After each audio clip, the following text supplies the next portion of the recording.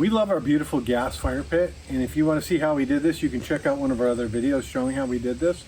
But one of the things when we're sitting around sometimes in the daytime when we're not using the fire, it's like, wow, that'd be nice if that was kind of like a table.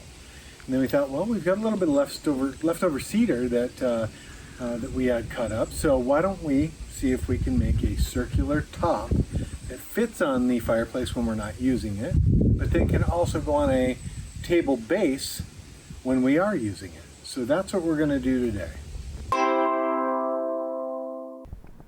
To make our tabletop, we're going to start off with some cedar boards that we already had cut up. We're going to take some glue and we're going to actually glue them together. Now, while you're gluing them together, we use the Titebond wood glue, but it's important to remember as you're doing it that you want the grain of the wood to alternate back and forth so that you don't get a table that warps. So what I'm doing is I'm going to glue the edges. I'm going to make sure that my grain is opposite on each one, put them together, clamp them, and let it sit at least 24 hours for it to set. Next, we used a template to draw a circle on the table that was going to cover the hole on the fireplace.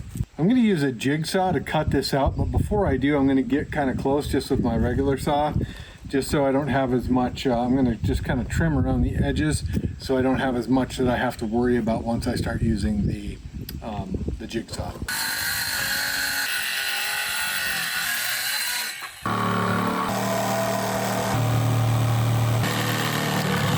I used the Diablo fast wood jigsaw blades. And let me tell you what, it's supposed to be fast wood, but going through 1.5 inch cedar, nothing fast about it. It was slow. And you just have to take your time getting through. If you're cutting this thick of cedar, it's not an easy wood to cut. It's not like pine. Next step is going to be to sand this down, and we're going to have to do around the edge too, because when you use a jigsaw, it's not always straight up and down. It kind of tilts and curves as you go along. So we'll have to get that edge smoothed up real good.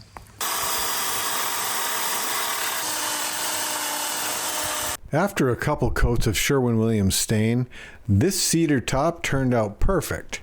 And you can tell it's just inviting you to put your cups and plates on it and enjoy it. And remember, doing things yourself allows you to save money and be free. See you in the next project.